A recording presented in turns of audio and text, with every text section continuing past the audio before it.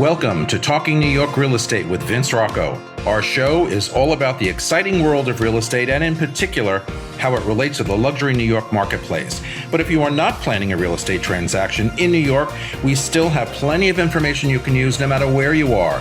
Now, here's our show. Hello everyone, welcome back. I'm Vince Rocco in New York, so let's get right to what everyone is talking about. Today on the show, we are diving into the New York City luxury condo market, a market in flux like never before. Luxury in the 21st century isn't just about size or location anymore. Buyers are looking for wellness-focused amenities, cutting-edge technology, privacy, and sustainable design. With low inventory and a new wave of thoughtfully designed developments, the high-end market is being reshaped to offer experience, lifestyle, and long-term value alongside stunning architecture. Today, we will break down what is driving these changes and what it really means to live luxuriously in modern Manhattan. And today, my guest is Peter Zaitsev. He is the polished, high-powered sales director for new development at Serhant and one of the firm's most influential agents, a lifelong New Yorker based in Tribeca. Peter has built a stellar reputation in luxury real estate, having closed more than $4.8 billion in over 500 deals. Wow. And he is here on set with me today to discuss. But first, let me welcome my listeners and my viewers from across the United States and all around the globe. This is Talking New York Real Estate. So let's go behind the headlines and inside the state of our industry. Hi, it's Stephen Bailey from Roadway Moving and Storage. Listening to Vince Rocco, you know the right partner makes all the difference. At Roadway, we deliver an experience your clients will love. For specialized services and white glove care, choose Roadway. Want to learn more? Email me at steven@roadwaymoving.com or visit roadwaymoving.com. Okay, we're back, everybody. And so this, to me, is going to be a very exciting show for a bunch of reasons. We have Peter Zaitsev back. As you heard in the introduction, he's quite the star in New York City real estate here in our industry. And we're going to talk about a reality show called Owning Manhattan that he's also starring in this season. We're going to get to that in our next block. But, you know, I just love it when we have people of what I call substance coming on the show, have a lot to talk about, but who are also very accomplished, okay? Because, you know, we've got a lot of, as I say all the time, especially when I'm teaching, a lot of banana heads in this town who you don't even want to know their names anymore and you don't even want to deal with anymore because I call them banana heads because we're on the air. If we're not on the air, we call them something else. Anyway, that's not the case we here gotta today. Be PC. We got to be PC. Peter, great to see you. Yeah. Always a pleasure to see you. So how would you describe the current marketplace today where luxury condos are concerned? I know you do a lot of new development, a lot of new luxury condos. Are you seeing more buyers, fewer listings, or all of the above? Yeah, more buyers, fewer listings. I don't think it's a buyer's market or a seller's market. Mm-hmm. We're sort of in this in-between, you know, and that has to do with a lot of factors, given rates. And then the biggest thing that I'm seeing is inventory is going lower and lower and lower. So there is currently, in new development, as it's concerned, luxury, there is currently 3,900 units available and in inventory that is existing. Right. Existing. Right. In the pipeline, there is another 1,900 units proposed between now and the end of 2027. Now, just explain to the audience, so when you say 3,900, sitting there. That's sold. an inventory not sold yet. So that's either on the market or what developers are holding back, right? So that's everything that there is, 3,900. There's another 1,900 proposed between now and 2027. Right. On a given quarter, we sell between 600 and 625 units per quarter. So if you do the math, that's right, amazing. between now and the end of 2027, we'll have something between 1,300 and 1,500 units left between now and 2027, which might as well be zero. We've been doing this for so long. We've had moments back in 2015, 2016, where I think there was 10,000 units available. And we were like, what are we going to do with all this inventory? How is it going to get absorbed? I remember those days. I was selling new development and what's the absorption rate and how quickly can we sell in developers, you know, sitting on your shoulder all the time saying, hey, how many contracts did you get out today? Well, not really, not a lot. So I think what's happening now is the smart money, the people that are starting to understand this, and I don't think this has been talked about in the market that much, but I looked at the numbers a few months ago and I was like, wow, this is going to become a real crisis for us. Yeah. The smart money is buying. And you certainly have seen that over the past, we had an election, people were worried about a new mayor, but if anything, I've seen an uptick in new development selling. If you look at the Olshan report, right, over the past 4 weeks, I think we've had our best 4 weeks in probably the previous 10 years. That's contract signed over $4 million. Correct. Yeah. Amazing. And that's something that I've always since the beginning. I remember working with Rafael De Niro, and he was like, you need to read the Olshan report. So I can read the Wall Street Journal, I can read the New York Times, but the Olshan report is our Bible. It's our Bible. Yeah. Because it tells you at a granular level what the market is doing week by week. Yeah. And I know the numbers on average by now, having done this for 15 years, what a shitty market is, what a steady market is, what a good market is, and what a ballistic market is. And signing 40 contracts per week over the past 4 weeks is a really strong indicator of the luxury market. It's amazing. So developers face, I believe, the same issues that buyers face, and that's interest rates, right? Because not every developer, rather, can self-finance their own building. So they've got to go out to financial institutions or private, investors, whatever. So how are they getting over that hump, in your opinion, with not, wanting to pay the higher payments back? Because it takes a while sometimes to sell a building, as you just indicated. There are 3,900, units just sitting there waiting to be sold. So developers get a little, itchy with having to pay higher premiums or higher, monthly payments. What are they thinking? How do they think that they can solve the problem, or can they? I think that money has started, money was very tight, especially when interest rates were at 6-7%, right? But it's starting to free up. So I think we're seeing that happen, at least on the commercial side. And so developers are now starting to come back in and see this inventory deficit, and they're starting to look at ways that they can convert. They have a lot of office to resi conversion conversations with developers now, which back on the block, because that was kind of silenced. That was silenced for a while because the commercial buildings don't make for great resi buildings, as we know. So when you have developers looking for that, that the market is starting to turn around, right? Yeah, and also there's not a lot of land, to build brand new, exactly. Unless you're going to throw something down and then start again. There's zero land. The smart developers right now are looking to purchase either office to resi or find land that they can convert and do projects on, because they know that the inventory shortage is coming and it's going to be a real problem at the end of 2027. What new development trends or do you see shaping the high-end market? What are developers who are planning, their next step or actually actively engaged in a current project? What kind of trends are they following or hearing about out there that the higher-end buyer is looking for? Anything different than we've had in the past? Anything new coming up? Yeah. What are some of the trends that may be happening? So I think wellness, especially COVID taught us a lot, right? And it's we gotta live healthy. We gotta be healthy. And so the adaptation or the cold plunges, right? So every building now wants to do a cold plunge. They want to have a wellness factor. I don't know. That still freaks me out, cold plunges. I'm like, okay, whatever. I get it, but I hear you. Or steam saunas are huge. Yeah. Having a gym, even when it's a smaller building, I'm doing something on Walker Street right now. It's essential that we have a gym. And then we put in a steam sauna, even though our amenities package is probably 2,000 square feet. So very small, but you wanted it to cater towards wellness, right? And that's also a great example of what buyers are looking for, because the space at that building, the size and scale in luxury is key. Because for so long, we've been building smaller and smaller bedrooms without closets, 4 bedrooms, 4.5 baths, sometimes 5 baths. It's what are you guys going to do with all of these baths? And that needs to shift into our more a gracious luxury layout, which I see as living space. Your kitchen. You're spot right on with that. Spot right on. Years ago, I used to say to developers, what are you doing with all these bedrooms? Right.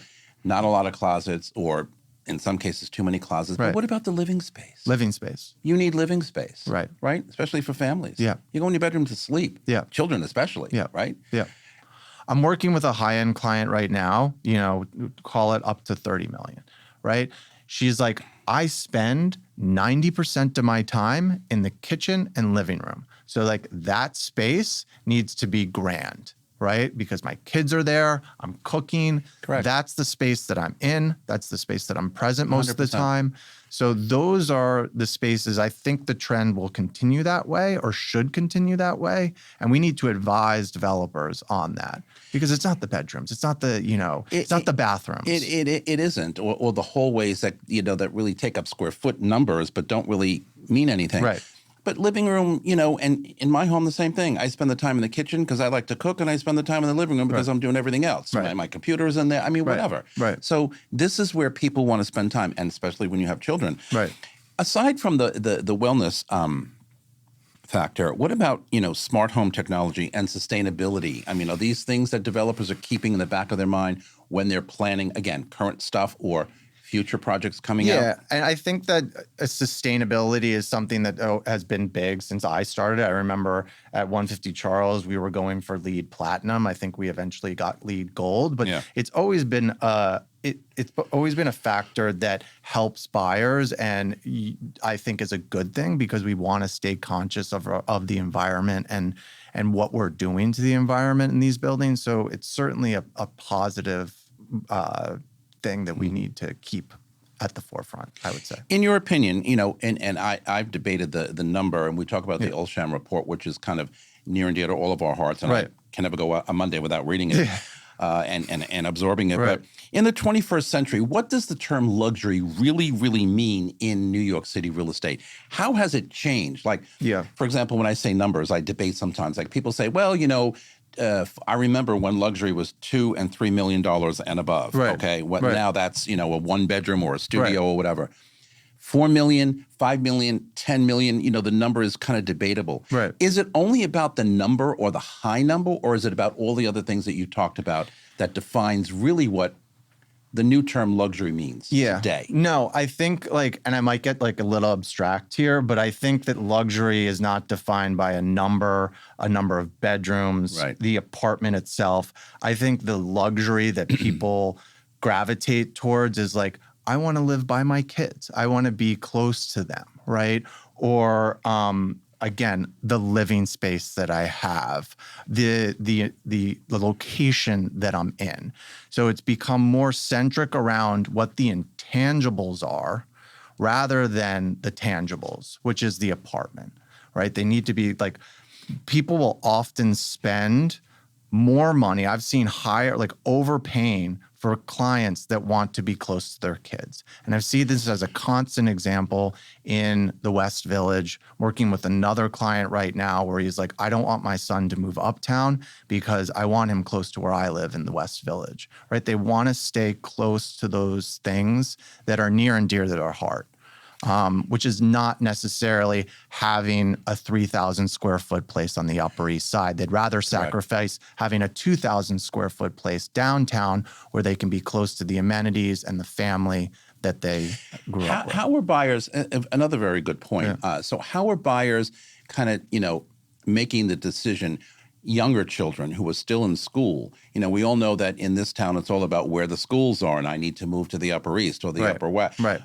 Tribeca or wherever it may be to get the good schools. Right. How is that really kind of pushing buyers to make decisions in neighborhoods? Are they still focused on the schools, wanting to be close to where their kids have to go, wanting to be close to their kids? Yes. Yes. I feel like they are. They always have been. I remember, so my kids are now 10 and 12, for instance, right? And we sent them to preschool downtown. And 50% of Jack's class, for instance, ended up sending their kids to the Upper East Side schools, whether it's Brearley, Chapin, St. Bernard's, one of these schools.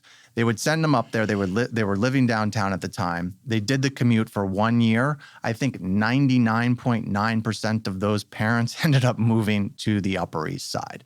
This was 5-6 years ago. Yeah. Now, like, I'm working with newer buyers, first-time home buyers they're recently married, haven't had kids yet, where I'm telling them, listen, this is not your forever home. You can live here for 5 years and like you'll make a great investment on it, guaranteed, and then you could either sell it if you want for a profit and or rent it out and use it as an investment as a long-term investment. And so you don't need to move right now. You can make that decision when your kids are 6, 7 and going into middle school. 100%. And I use the same term that, this is not your forever home. Right. I think sometimes, though, when buyers buy, especially for the first time, right. at whatever price point, they think, this is going to be my forever home. No. Like our parents, they bought a house. We lived in our house for 30 years. Right. My parents lived in their house for 30 years, right? And that's just what it is. Right. We all moved out and they were still there. Right. And that was the mentality. It's like, gotta go.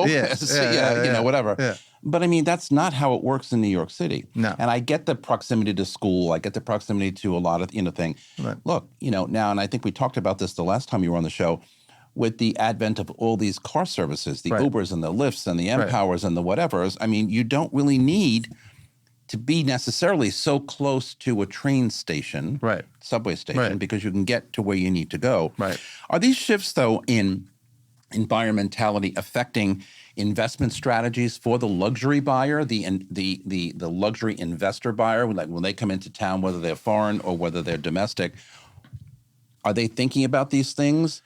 The newer end, higher end rather of luxury, or what it all means? Or are they just kind of, I got to park money and that's that? I think I'm still seeing I got to park money, which is unfortunate because I don't think that foreign investors have ever really understood New York in a granular level. And I think I think it's sort of a shame because you see a lot of them park their money on 57th Street, right? And they end up losing $5, $10, $15, $20 million on their apartments. Yeah. But if they understood the city at a granular level where neighborhoods really affect the investment potential, then you would see a lot more downtown. Yeah. You would see a lot more in Tribeca, West Village. You would see a lot more on the Upper East. You would see more on the Upper West. It's just traditionally, we haven't seen it. And I don't know why they don't. They look at New York, they see the postcard of Central Park, right? And they're like, that's New York. I don't know any other neighborhood. Every other neighborhood is shitty. And it's a shame. True. It's very true. And it is a shame because I don't really know. And I often think to myself, if you would just listen to the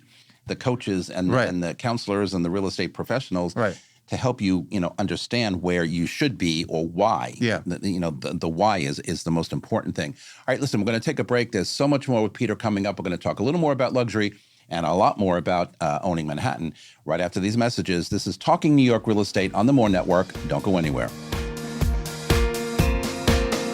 The Everset provides full-service staging and furniture rental solutions in the New York area. For more information, please visit us at staging.theeverset.com or email us at staging@theeverset.com to request a free proposal. Okay, everybody, we are back. So more with Peter. What do you think, Peter, the luxury market in New York is going to look like, say, 5 years from now? I'm in the business 23 years, and I have seen luxury and, regular, markets just move so differently and sway so, profoundly sometimes. Yeah. Where do you see as we define luxury today, where do you see that going in the next 5 years? Same path, different path?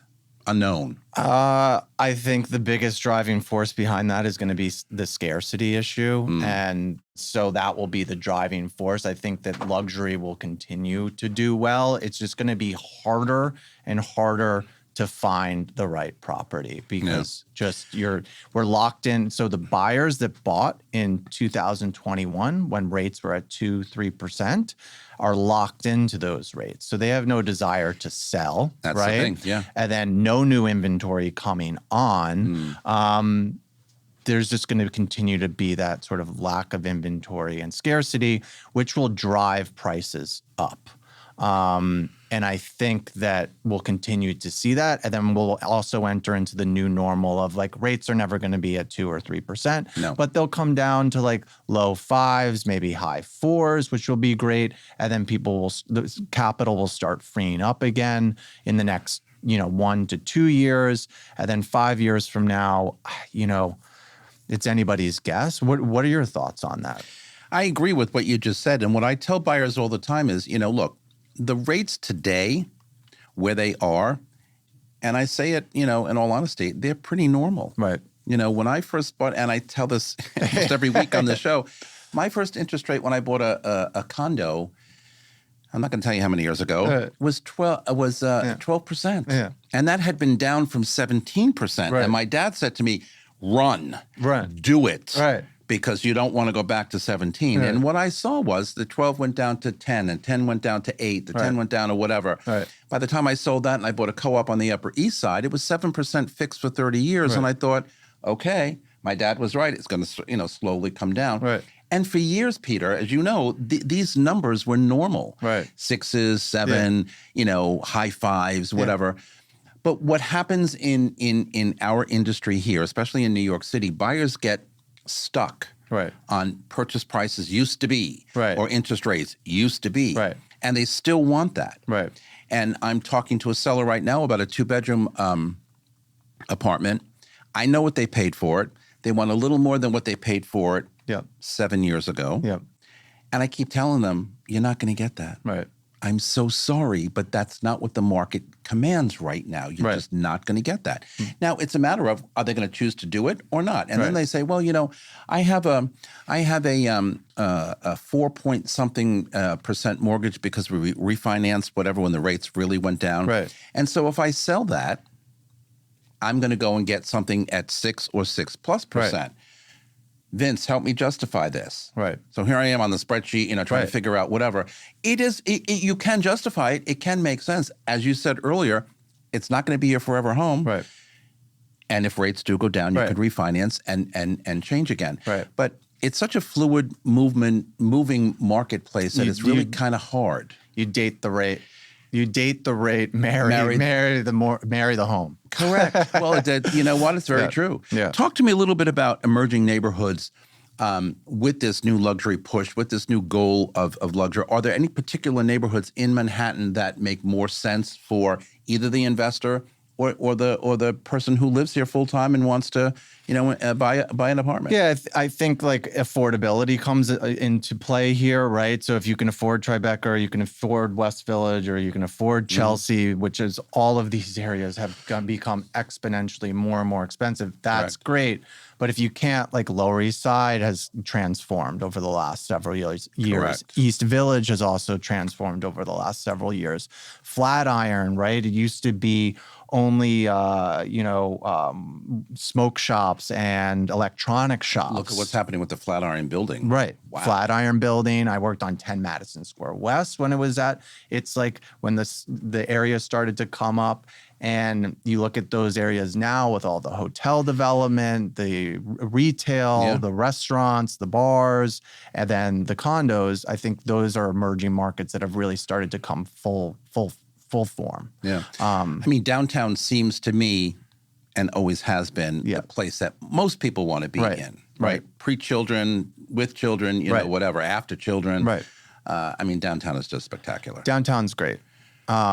And again, like at 150 Charles too, I saw this a lot. Like you had a lot of clients that bought at 150 Charles because they wanted to move there from the Upper East Side, right? So you had a dynamic shift back in 2012 where buyers from the Upper East Side were buying downtown. Yeah. Then after COVID, you saw a lot of Upper East Side development that did really well, like Neftali, like 77th, 83rd Street, the Benson, the Belmont, et cetera, where clients were like, you know what, I want the space and I want to be close to the park, right? And I think now you're having a shift again downtown where you're seeing like buildings like 80 Clarkson, which are getting $10,000 a foot for, full floor apartments, which you only saw those numbers. He did say $10,000 a foot, people, so let's just keep that in mind. No, but you're right. Go ahead. You would only see those numbers traditionally on Central Park South or the Upper East Side previous to the last 3 years, right? And there are people willing to pay that. There are people willing to pay that. Right. Right. Because they want to be downtown. Correct. Yeah. Talk to me a little bit before we change gears here about 200 Amsterdam. Are you guys finished there, not finished there? So we're close to being finished. We had 20, when we took over the project, we had 20 some odd units left to sell. Right. We've sold through most of the inventory. We have basically 2 apartments right now. You got beautiful left to sell. apartments over there. Yeah. Beautiful. So Penthouse 2, which we were very, very close on a deal the other day. And probably not going through. And then we have 1 other full floor unit on 48. And then we have 2 white boxes, which we're deciding what we need to do with those. We'll probably have to build them out. But we're essentially sold out. We do have some higher ticket units left there, but that building has done tremendously well when you consider it in the conversation with 50 West 66th Street, Central Park Tower, 111 West 57th, and then 220.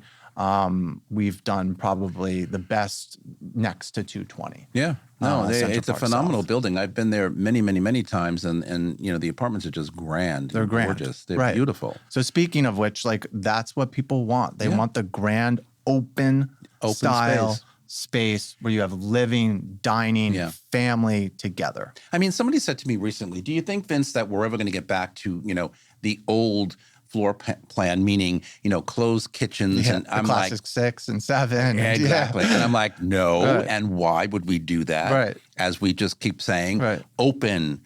Family. You're cooking. You're working in the kitchen. The children, you know, the family. They're all in the living room. It's like, come on. You know, why would you want to go back to? Cooking has become the new entertainment. Yes, it has. And everybody around you when you're cooking. Right. Everybody has to watch and see what you're doing. Exactly. I'm like, okay, stand over there. You know, it's very therapeutic. I love cooking. I have an open kitchen and I sit there for 3 hours. My kids sit down for 10 seconds to eat, but I was like, I'm cooking all night for them. I love that. I absolutely love that. I'm a big cooker. Okay, so the moment that I've been waiting for, the reality show on Netflix called Owning Manhattan. And Peter, this season 2, which starts on December 5th. So 3 days from today. So if you're catching up on this after, today is Tuesday, the show drops on the 5th this week. And Peter is in season 2. You are often represented as the steadier, higher expertise force, less bombastic than some TV real estate professionals, but with gravitas, discipline, and long-term vision. Yeah. And when I read that from your PR person, I said, yeah, I can see him. That description fits you. Explain what you mean, what we mean by that as it relates to you. As it relates to me. So I entered this, this is my first time really on reality TV or doing a real estate show. I did $1 Million Listing once back in the day when we were selling 111 Murray, and I did 1 episode. But this is my first time being like a real character on a show. Correct. But for the most part, I've been working in this business for 15 years, right? So I didn't start my career by being on a show. Correct. So most of the other people on our show or previous shows, they're really starting their careers on the show. So they have something to prove, right? I've done this for 15 years at a really, really high level. And so I don't have as much or anything to prove on the show to bring something to the table that is interesting for viewers. Mm-hmm. You know, I can show them what I've done over the last 15 years and why I'm unique and why I'm different to people getting involved in drama, et cetera, et cetera. Drama does sell and it's great. And part of our business. And part of our business. We're dramatic. I mean, I always tell clients, I'm like, this is 50% analytic and this is 50% emotional, right? No matter what, no matter how you slice it. You say what I'm thinking. I think that all the time. It's so true. It's so true. And you can't get away from the 50% emotion. And that's why I think like all the advent of AI and technology, that will never change our business because the emotional aspect and the people aspect that we have never goes away. It never goes away. But again, you know, this description of you from when I first met you on the show a couple of months ago, I thought you fit that bill. You don't have to be, you know, over dramatic to get a point across or to prove a point or whatever. You can go through your real estate, whatever you need to do in front of camera, and it's you. Yeah. And one of and I watch all of these shows, and one of the things I always said is, why overact or overdo or over whatever? And as you say, a lot of that in all of the shows. Yeah. But I think this show has something to really prove out there. But explain to our audience, because a lot of people watch them, but they don't really understand what goes on behind the scenes. Now, we know it's led by Ryan Serhant, who was a star in his own right from $1 Million Listing Days, and he's a great guy also, by the way. But very, very smart. A very, very smart guy. Yeah. I love him. But what, how do you do this every day? Because as we were talking before we got on set here, it's like a full-time job. You already have a full-time job, and you also have a family. So this is very time-consuming, which people don't understand. Right.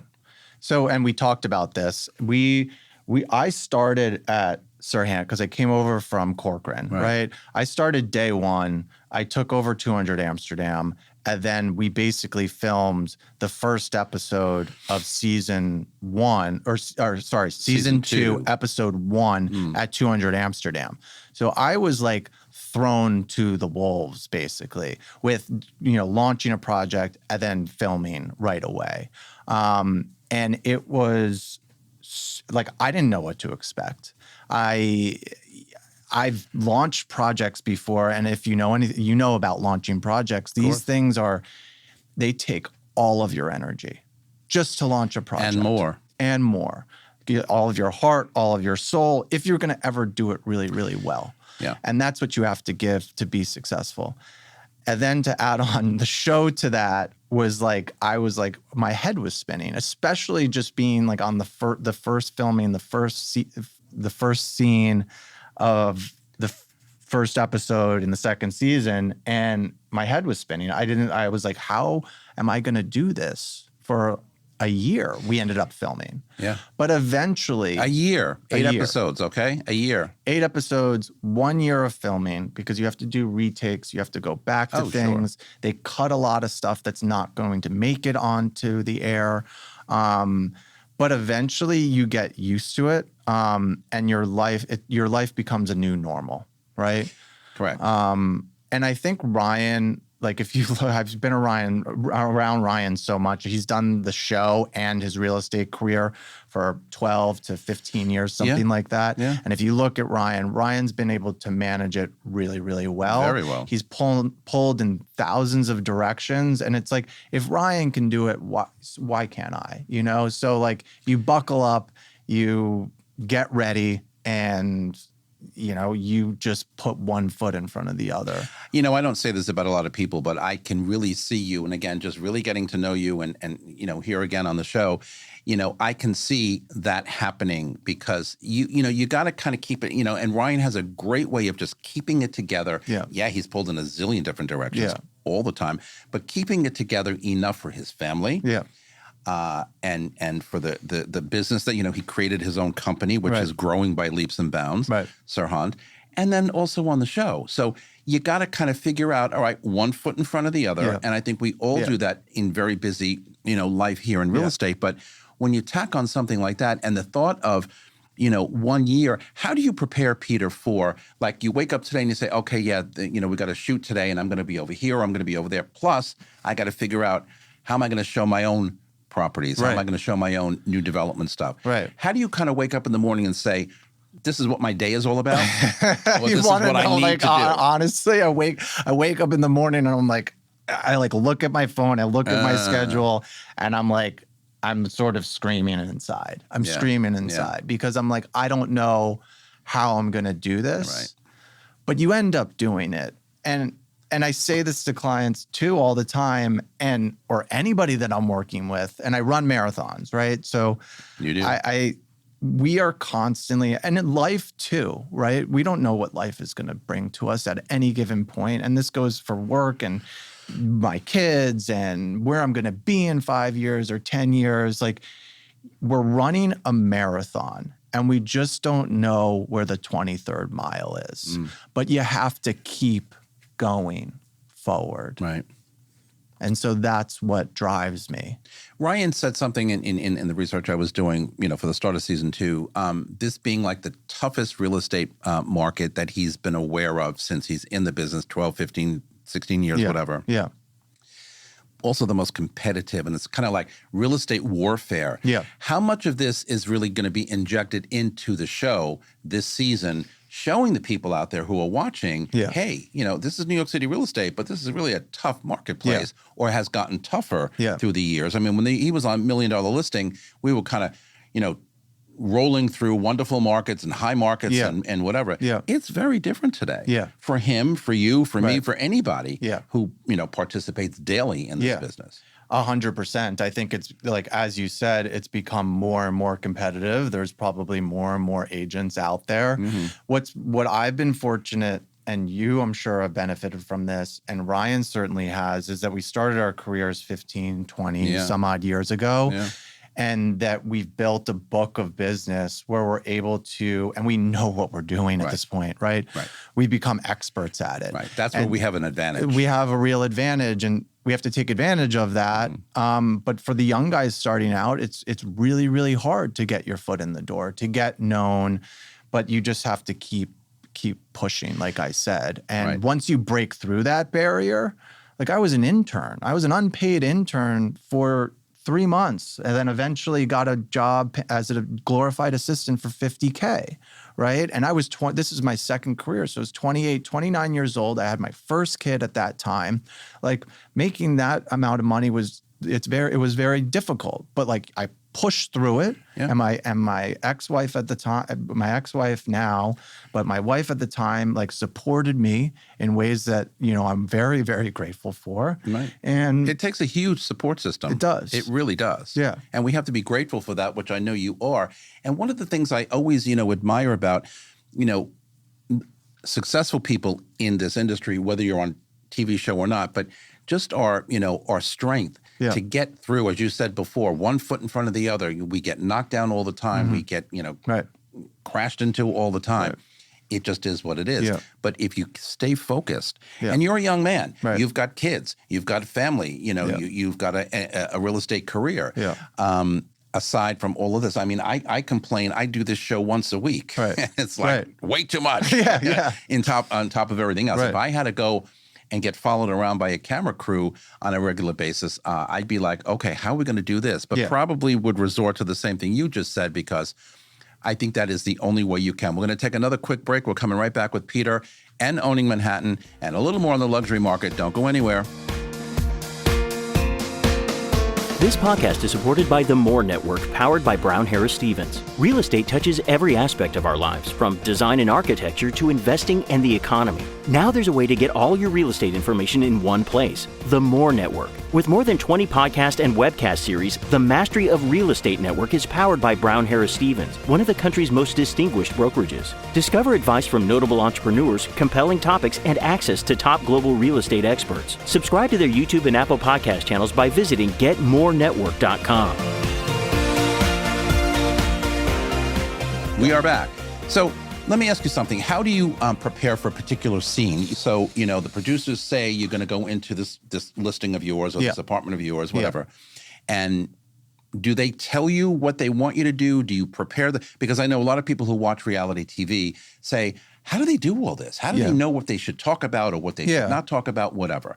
What's the prep that goes behind each of the scenes that you film? Oftentimes you're going into a shoot or a scene and you know what the premise is, right? But you don't know what the other characters are going to do, and you have to adapt to that. I would say that, the first scene was difficult because I didn't know what to expect. But after filming 4, 5, 6 times, you start to get used to it.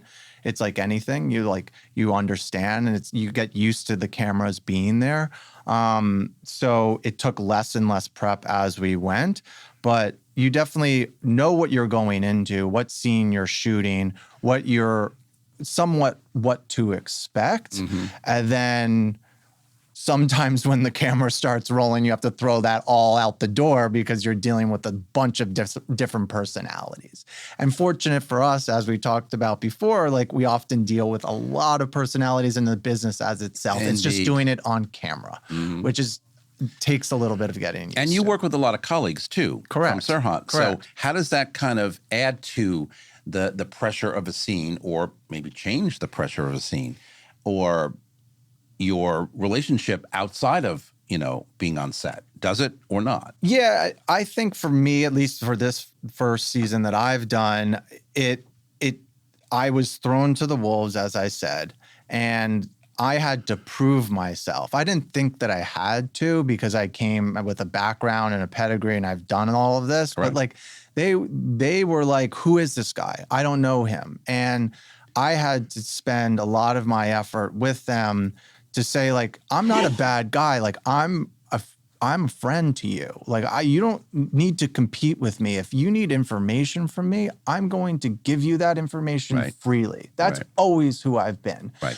But getting them to believe that and understand that Right. took 6 to 8 months before they were like, hey, you know what? Pete's actually a really nice guy, and he will give the shirt off of his back if you need it.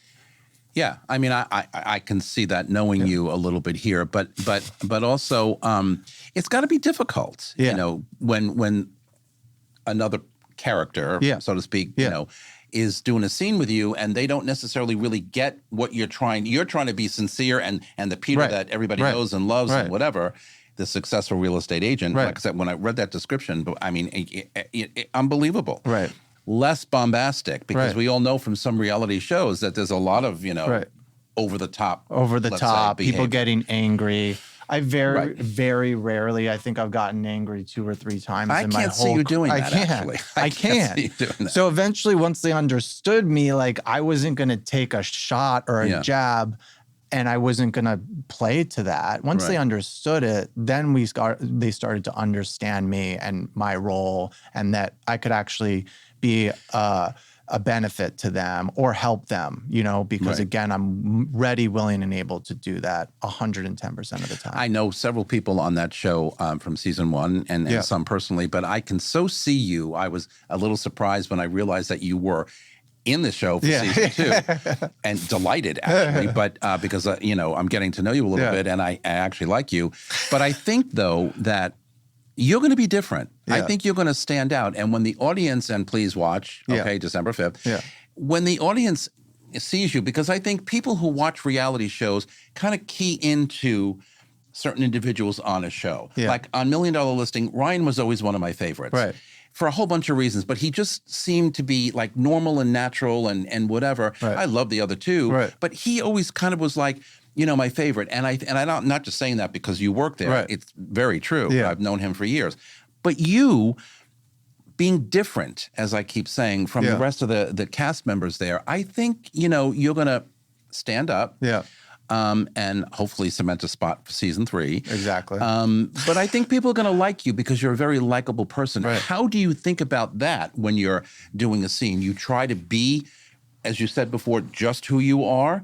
Do other people maybe provoke you into trying to be different or being argumentative or more dramatic? And you're just like, no. Yeah, I think that like there's definitely people trying to provoke me into being different, but one of the best things about one of my biggest strengths, I think, is that like I almost have face blindness for people. Like I don't actually have face blindness, but I have face blindness for people. Yeah. So when I enter a room, I don't look at anybody differently, no matter what they're buying or if it's Man after my anything. own heart. I've been saying this for years. They think the same thing. And like I'm like honestly, if somebody came and was like said something offensive Yeah. towards me, I would not notice it. Yeah.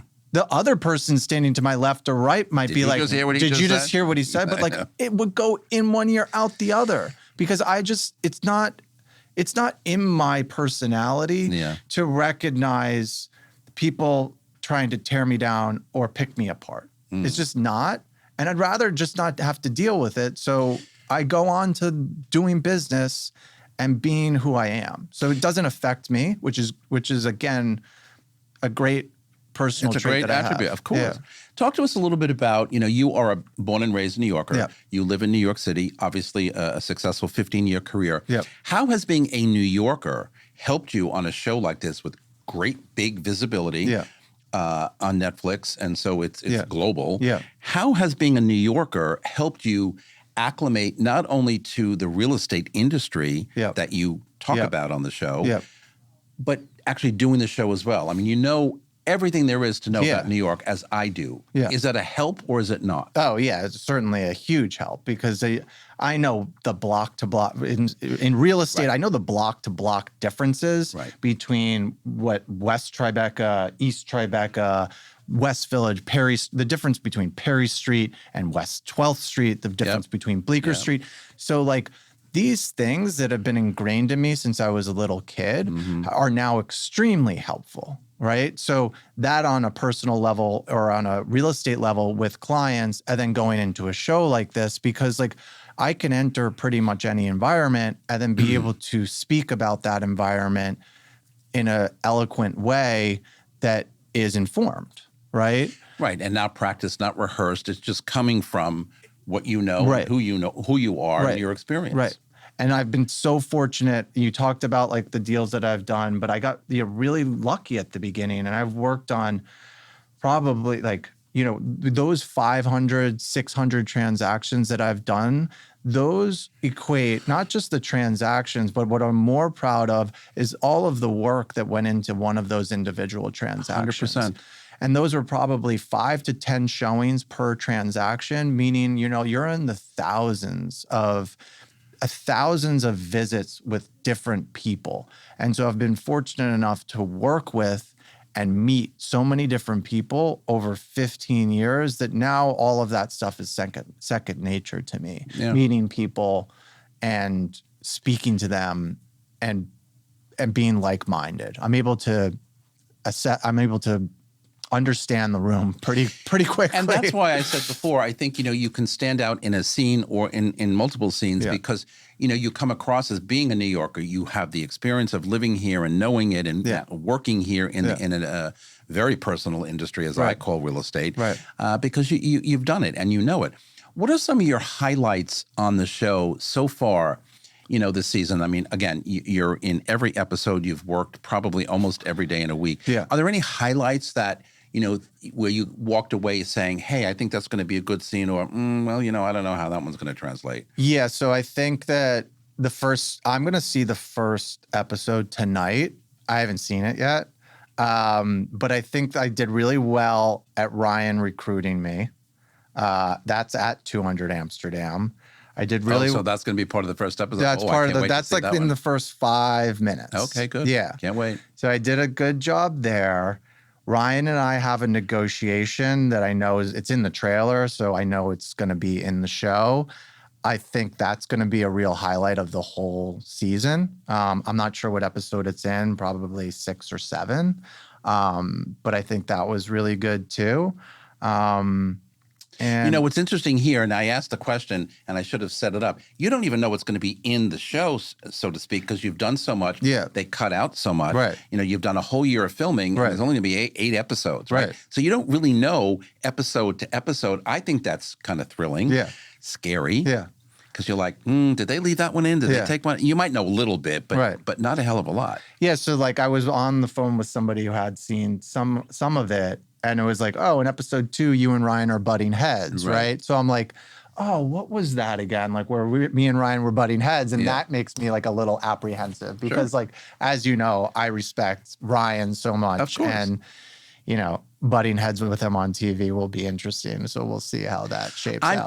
I enjoyed season 1, but now because you're on it, Yeah. and I mean this sincerely, I cannot wait to check in, and I'm Yeah. going to binge it as I always Yeah. do Yeah. in 1 or 2 nights. But what makes you? I don't want to say what makes you tick, because I know you're very professional and you're very focused. And one of the things I always say about agents who need to be successful or want to be successful is you got to be focused. Yeah. And you got to understand what you're doing and where you want to get to. Yeah. Has something like owning Manhattan or any reality show ever been on your mind? Like maybe someday in the future, if I have the opportunity, I will do that. Yeah. I remember saying, way back when, podcast didn't even exist. Yeah. I want to do a radio show about Yeah. New York real estate. And it took me years to get there. Right. But it was kind of in my plan to do it. Yeah. Did you think somewhere along the line that, well, maybe, if I have the opportunity, I would say yes? Or would Yeah. you say, I probably wouldn't say yes? I have like sort of dabbled in it on and off. I think at one point, the producers for $1 Million Listings, I was interviewing for that. And then Yeah. I got to like the second or third round. And then they were like, we want B-roll. And I was like, what is B-roll? I didn't know what that even was. And I was like, you know what? I have a family. I have 2 kids. I don't know if I'm ready for my family to be introduced to this reality. Well, I was going to get to that in a minute, but go ahead. So I eventually ended up saying like, no, I'm out, whatever. And I think that's when they got Steve Gold for $1 Million Steve Listings. Gold, of course. Who was a great addition Love to the Steve. show. He's another one. Who's a great guy. Yeah. We have one of his team members on the show pretty regularly. Yeah. But yeah, go ahead. I'm sorry. And so when Ryan started recruiting me, he was like, oh, well, there's an opportunity for you to be on the show. And I was like, you know what? I'm at a stage in life right now where like it makes sense, right? I'm more established. I know what I'm doing. My kids are older. I'm at a life stage where like, I want to diversify myself as an individual and moving and keep growing. moving and keep growing. And this was certainly a huge challenge and learning experience for me in terms of my overall personal growth. And so I'm happy that I did it. I'm excited for the show to come out. I'd love to be on season 3. You will be. And I think it was. I'm pretty good at predicting. You will be. Yeah. I can't wait to see, your performances in the next 8 episodes. Talk a little bit about, you mentioned you're a dad, you have a lovely wife, beautiful home, you live in New York City. Yeah. What is it like to do something like a reality show, Owning Manhattan, when you have to come home and deal with the children, deal with the wife, deal with dinner, deal with whatever, and I don't know what my schedule is going to be from time to time.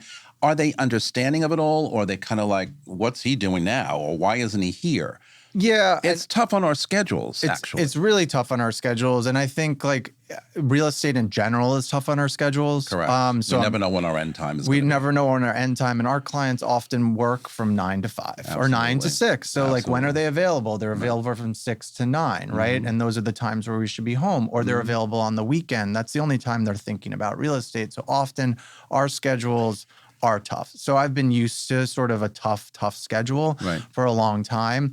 Adding in the reality show is another element to that, and another way that I need to manage my schedule and manage my life.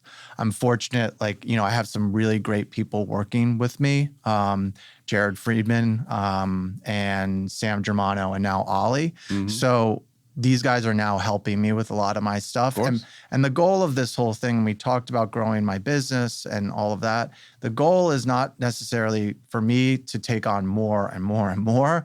The goal is for my team to use this as a platform to expand their business, right? And they should grow. They're the next guys. They're learning. That will happen. Yeah. And that's what I want, because I'm obviously at a level where I'm like, in terms of time, I'm pretty tapped out. So I want them to be the next round of successful agents, right? Do you ever wake up in the morning and say, oh, I don't have to do anything today? Probably in your world, no, not that often. No. I cherish those days, which I don't even get that often, but I'm like, oh, I don't have to leave my house today till like 1 o'clock. Wow. One of my fondest memories as a kid is I came home. My mom asked me, what did you do today? Because she would always ask me what I did today. And I was like, Mom, I lied down on the grass and I looked up at the sky and I did absolutely nothing. And those days are few and far between, and they're tough to have, but sometimes like you need a day. You do. Yeah. Tell me about how do you think it's going to, your wife and your 2 beautiful boys, ex-wife. see you doing all this crazy stuff. How do you think they're going to react when you put that television on, right? My kids are super duper excited about it. I'm sure they are, but they haven't seen you on television yet, right? So what do you think their reaction is going to be? I think they're going to love it. I think they already love it. They've seen the trailer. They have. A number of times. Okay. So they're like gearing up for Friday night, and they're like, "Oh, we're like the little one on the way to school today was like, I can't wait to watch it on Friday." And they'll like, tell all their friends. Yeah, exactly. Right? So I think they're excited. I think that hopefully I made them proud. I think I've heard anecdotes of like my character, and I think I did a good job to make them proud. Well, again, everything that was sent to me prior to this interview was, I believe that. Yeah, that's him. Oh, I absolutely can see him doing that. Yeah. I mean, you are who you are. Yeah. And this is what, what is so spectacular. What's the takeaway for you? I mean, obviously you would like to do season 3 or, go on and on, however long you can. Yeah. But what's the takeaway from all this, Peter? You've worked very hard for 15 years or so. You've gotten to a point where you're very successful with deals and numbers and new developments or whatever. This is the next level up. In my opinion, I don't know where else anybody can go other than just to sustain that and keep that moving. Yeah. What's next for you? Or is it like too early to think about what could be next? I think about this all the time, and I think the next 10 years of my life, I need to really stay grounded. I need to keep doing what I'm doing. I need to set up one of my kids has special needs. So I need to set up a lot of things in place for him for when I'm not around anymore and make sure those things are taken care of. Talk a little bit, I don't want to interrupt you, but talk about the special needs because you also are very charitable in that. Tell us what that is. My ex-wife and I co-founded a charity. It's the Kabuki Syndrome Foundation. Correct. To date, we've raised around $6 million. We have galas every year. And Walter's a really, really fantastic kid. There was remember getting the diagnosis and we sat in bed for 2 days and we're like, what are we going to do? What are you going to do? Because you don't know, right? And what we ended up doing is you got out of bed and we're like, we're going to make the life for this kid the best it can possibly be. And that's what we did. And meanwhile, he's fucking amazing. He's fucking amazing. He seems to be. He's amazing. Yeah. So that's what we're doing. And I think the next 10 years, I've got to really set it up that they can be successful and do their thing. And, I have no doubt about that. You are a treasure. Thank you so much for today. I really appreciate it. We're coming right back. You're going to make me cry. Hi, it's Stephen Bailey from Roadway Moving and Storage. Listening to Vince Rocco, you know the right partner makes all the difference. At Roadway, we deliver an experience your clients will love. For specialized services and white glove care, choose Roadway. Want to learn more? Email me at steven@roadwaymoving.com or visit roadwaymoving.com. Okay, everybody, we are back with my final thoughts. So the luxury condo market in New York City is evolving faster than ever. Today, luxury isn't just measured in square footage or zip codes. It's about experience, wellness, technology, privacy, and long-term value. Low inventory and a wave of thoughtfully designed new developments are creating opportunities for buyers who want curated, lifestyle-focused living. For anyone navigating this market, the key is understanding that modern luxury is also much more about how you live than where you live. And the smartest investments balance both. And on a programming note, as we talked about in the new season of Owning Manhattan, where my guest Peter today has a recurring role in all 8 episodes, tensions are high and competition is fierce. All of those episodes for season 2 will launch this week, December 5th, streaming only on Netflix. And that's our broadcast today. Thanks to Peter for being here on set with me. You can follow me on Facebook, on Threads, Instagram, LinkedIn, Blue Sky, Substack, or TikTok at Vince Rocco. And Einstein once said, compound interest is the 8th wonder of the world. He who understands it, earns it. He who doesn't, pays it. And from all of us here at Talking New York Real Estate and the More Network to all of you all around the world, thanks for spending a part of your day with us. I am grateful. Keep thinking the good thoughts, and I will see you next time. Goodbye, everybody.